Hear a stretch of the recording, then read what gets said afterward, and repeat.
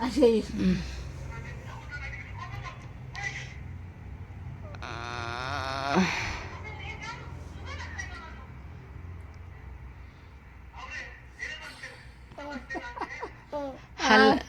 Hi friends, అందరూ ఎలా ఉన్నారు? బాగున్నారా?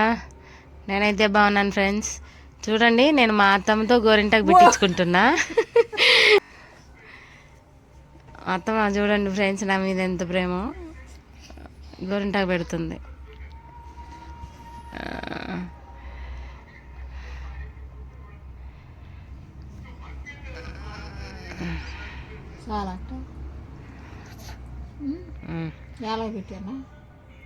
ఇదే పెద్ద పెట్టేసి ఇదే ఇంకా